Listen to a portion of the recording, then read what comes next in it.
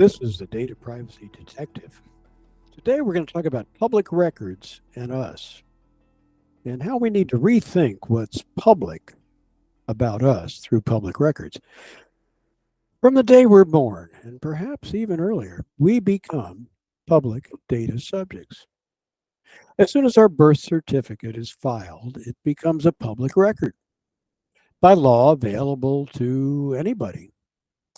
This is just the first of what will be a stream of information about us that is public, even if we don't want it public. And this is largely because of public records laws. Little attention has been paid to this topic in recent times. 50 years ago, a federal law was passed about information collected by the federal government, the Privacy Act of 1974. In 2002, the E-Government Act became law federally. It remarked that technological change over that 30 plus years had been a transformative wave of computers, the internet, and the rise of information technology that had swept over the world. But the impact on public records laws was then basically to require privacy impact assessments by federal agencies rather than a real change to federal public record laws. Now, I'm the data privacy detective, and I'm older than the internet. I've been an attorney for more than 50 years. I once had a pro bono client who needed to prove her age to the Social Security Administration. It was threatening to recoup a lot of money that she had been receiving. Social Security suspected that she was younger than she had claimed. Well, she couldn't produce a birth certificate because black girls in Alabama, born in the early 20th century, didn't have birth certificates kept or recorded. Well, we won the case through a kind of interesting thing, but how we did that is the subject of a different story than what we're considering today. Well, public records. What is collected about us without our express consent? Well, the scope is quite wide and often overlooked. Here's a starting list: birth certificates, death certificates, including cause of death, marriage licenses, divorce and domestic relations matters, voting records, especially in primaries that reveal party affiliation, major purchases such as automobiles or boats or homes, a company ownership. There's a recent FinCEN requirement in 2024 that requires beneficial owners of companies to reveal their information. So it's disclosure that is to be limited to certain U.S. government purposes. Lawsuits, civil and criminal, whether you win or lose. Boards of directors, nonprofit trustees and officers whose information is disclosed in 990 reports. Public company reports with vast details about compensation paid to individuals. Warrants and arrest records, bankruptcies, grant applications for public grants, conflict of interest disclosures of people appointed to various public positions. Some coroner reports are partly public. They allow journalists to review but not copy coroner reports. Foster care information about families that take in foster children. One federal court has even held that tweets are public records. Well, the list could go on. Now, state laws vary greatly about what is truly public within a public record and what is not.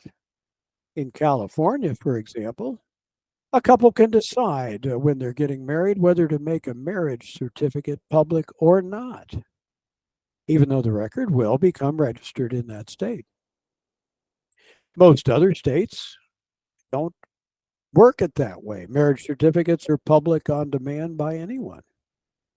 Well, California's marriage example shows how laws could be crafted that allow an individual, or in that case, two people, to decide what will or won't be public about a matter they're required to file with the state government. Now, there's no single side to this issue.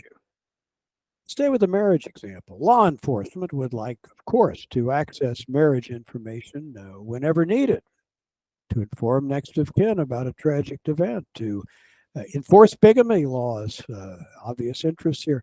The overriding interest in public records being public is American society's interest in the right of free speech and knowledge about what's happening within our government.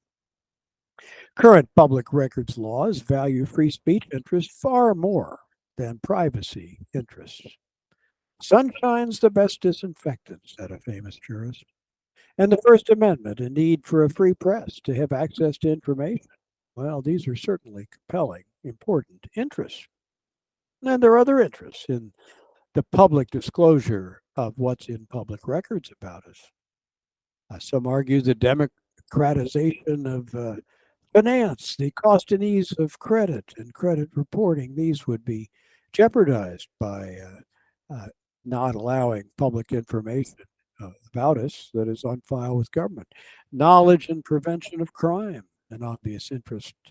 Locating missing persons, one could go on. There are interests in having personal information that's within public records known by others. But it's not a one sided matter. We all share, even public figures do, an interest in privacy. Some governments have enshrined this interest in their constitutions. We've learned in the overturning of Roe v. Wade that the U.S. Constitution doesn't have one express, overarching privacy interest expressed. Other governments don't have things enshrined in their constitution or laws. Some are very socially controlling oriented. Well, the U.S. Federal Privacy Act of 1974 embraces the idea that privacy interests can sometimes, so rarely, be a basis for refusing to allow public access to private information about us that is provided to the federal government because the law requires that of us. The most obvious example is a tax return. This is kept private, even though we share intimate financial details with the IRS. Absent a court case or other rare exception, this tax information is kept confidential from others, even though we've provided it to government. The Privacy Act federally and some state laws allow us to access and correct, and to a limited degree restrict others from getting access to our personal information that's collected, maintained, used, and disseminated by governments that obtain a lot of information about us. Well, there are ways we can request that sensitive information, such as social security numbers or phone numbers, can be removed or redacted from public records in most states. But it's not generally possible to restrict information about court records or marriage licenses or mugshots after arrest, even if we're found not guilty of a crime that led to the arrest. Well, back to the Privacy Act of 1974 for a minute. The general rule of this statute is that a federal agency cannot disclose a record contained in a system of records unless the individual to whom the record pertains gives prior written consent to disclosure about the individual's personal information. But there follow 12 exemptions from applying this rule. The Department of Justice writes in guidance that an individual has three basic rights about personal information contained within federal agency records.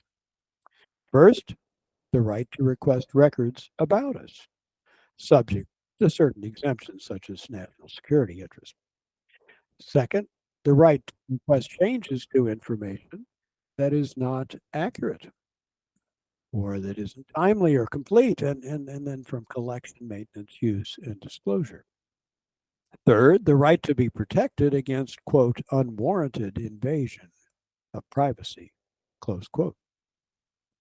Well, now that last one is awfully vague, and that's deliberately so. This is where we need a rethinking of public record laws. We are now in an age when information can be released in a nanosecond and become global in a day, with permanent revelation of information about us, right or wrong, that is beyond real erasure or recall. Think for a minute, what's wrong with California's law that allows a couple the choice of whether or not to reveal to others their marriage decision. Or consider this one. With the recent Alabama Supreme Court decision about fertilized embryos being humans, is a birth certificate required before birth now in Alabama? Must a couple have it made public to anyone on demand if they have used IVF technology and are now storing a frozen embryo? What about domestic relations disputes, court cases that are bitterly fought? Can anyone get the details of a bitterly contested and personal matter such as that? Perhaps the best proof that the balance between free speech and privacy has swung too far against the interest in privacy is the Merriam-Webster's dictionary definition of public records. Here's how it's defined: a record made by a public officer of a government agency in performing a government duty. Note, it says, public records are subject to inspection, examination, and copying by any member of the public, close quote. Really? Anything? That's where the balance is swung. It's time to reconsider the balance of the interests of privacy and the interests of free speech and access to information about government matters. Data technology has changed our experience and expectation of privacy, and the risks that arise from the dissemination and spread of information about us, right or wrong. It's time to rethink this in the digital age. And if we add the mal ingredient of disinformation, we confront today a world where anyone can suffer harm and be exposed to serious risk because of how personal information spreads and can mallinger. Let's rethink this and future podcasts. Consider the balance that government must take between our personal privacy and other interests.